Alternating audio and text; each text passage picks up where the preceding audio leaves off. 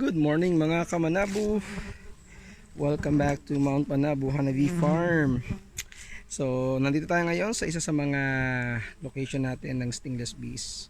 At nag-check tayo. Dahil maganda ang panahon, chinek natin at nagdagdag tayo ng mga layers in preparation natin sa summer. So yan, makikita nyo naglagay tayo ng ilan ng mga third layer. Tapos tinandaan natin yung mga po pwede na, yung medyo maganda na. So yan, so makikita nyo yung location natin.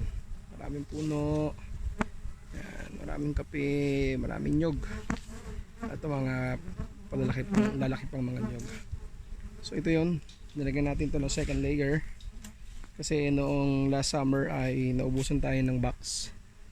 So ngayon lang ulit tayo nakapaglagay. This is a church. Kaya yan, naglagay tayo. Then ito pa, makikita natin meron na tayong mga third layer. Sabihin malalakas na colony po yan. Puno na yung first at saka second layer niyan. Kaya nilagyan na natin ng third layer para preparation na. Kung sakaling magkaroon na ng honey flow, meron na silang mapaglagyan ng kanilang extrang mga pagkain. Ito yung isa pa. Yan, nilagyan na natin sila ng mga tanda para malaman natin kung alin yung pwede nating ibenta. Kung sakali, alin yung matured na. Yan. So, isa sa mga kailangan natin para ma-maintain natin yung ating stingless bee ay kailangan natin siyang i-check. So, katulad po nito, isa sa dahilan kung bakit hindi masyadong lumaki ang mga colony natin dito is kasi meron tayong nakita dito predator.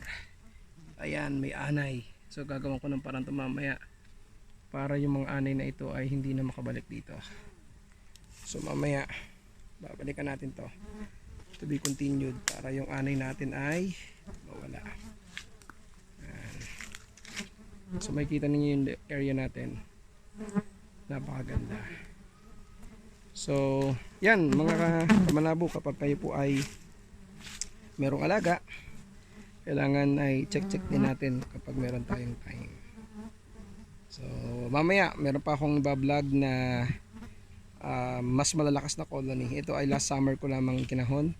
Yung isa ay yung mga mahigit ng 1 taon or almost 2 years na mga colony natin. Pakita ko sa inyo yung laman niya mamaya. Bye bye.